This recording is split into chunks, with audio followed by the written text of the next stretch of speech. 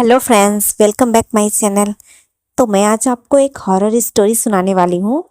Story छोटी सी है पर काफ़ी हेल्पफुल है। अगर आप कहीं घूमने जाते हैं ट्रिप पे तो आपके लिए काफ़ी हेल्पफुल होगा। तो ये स्टोरी है मेरे एक रिलेटिव का, जो मनाली घूमने गए हुए थे। ठंड का मौसम था, रात का समय था। रात के लगभग 2 बज रहे थे। वो अपनी खुद की गाड़ी से थे। ठंड काफ़ी ज़्यादा थी और बर्फ़ भी पड़े हुए थे और चारों तरफ फॉग फॉग सा था, जिस उस वजह से वो गाड़ी थोड़ा स्लो चला रहे थे। उन्होंने देखा आगे रास्ता काफ़ी सुनसान था और पहाड़ी एरिया भी था। आगे कोई कपल है। उन्होंने देखा सामने से कि आगे कोई कपल खड़े होकर हेल्प मांग रहे हैं इनसे। तो इन्होंने गाड़ी रोक दिया। तो उसने कहा कि हेलो सर, हम इधर आगे एक होटल है, क्या आप हमें वहाँ तक लिफ्ट दे सकते हैं?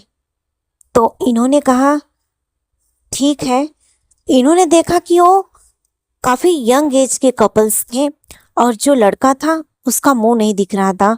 उसने ओवरकोट पहना हुआ था और उसके कैप को सर पे रखा हुआ था और अपने मुंह को लड़की के कंधे पर एकदम से रखा हुआ था। तो इन्होंने पूछा कि पर मैडम, ये ऐसे क्यों है? तो उसने कहा ओ सर, ठंड बहुत ज़्यादा है जिस वजह से इनकी तबीयत खराब हो गई है। आप हमें लिफ्ट दे दे तो हम चले जाएं वहां तक। तो इनको लगा एक बार कि पता नहीं कैसे लोग होंगे, लिफ्ट दूं कि ना दूं।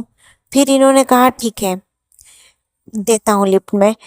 तो इन्होंने जैसे ही गाड़ी का गेट खोला, बोला ठीक है, आप दोनों पीछे बैठ जाइए, पीछे जगह है। इनके साथ इनका एक दोस्त था जो इनके बगल वाली सीट पे बैठा हुआ था और पीछे थोड़े सामान रखे हुए थे, इनके ही कपड़े वगैरह। तो बोले, जैसे ही पीछे का गेट खोला इन्होंने, वैसे ही वो लोग 2 कदम पीछे हो गए। तो इन्होंने कहा क्या हुआ, आप लोग क्यों नहीं बैठ रहे हैं, बैठिए। तो लड़की ने कहा नहीं नहीं, एक्चुअली मैंने अपने लिए कैब बुक किया है, वो आता ही होगा, तो आप जाइए। तो इन्होंने कहा पर मैडम, अभी आपने कहा कि आपको लिफ्ट चाहिए और अभी आप बोल रहे हो कि आपने कैब बुक किया है। तो लड़की ने बोला हाँ आप जाइए, हमने कैब बुक किया है। और वो पीछे होते जा रहे थे वो लोग। तो इन्होंने कहा पर मैडम, आपको पता होना चाहिए, इतनी रात को आपने हमें रोक कर बोला।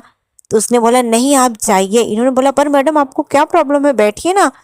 तो लड़की बहुत गुस्से में बोली, जाइए आप यहाँ से, मैंने कहा ना आप जाइए यहाँ से। तो इन्होंने कुछ नहीं बोला और ये वहां से चले गए। आगे जाके इन्होंने एक होटल में रुके। रात भर ये दोनों लोग यही सोचते रहे कि आखिर वो लोग ने ऐसा बिहेव क्यों किया।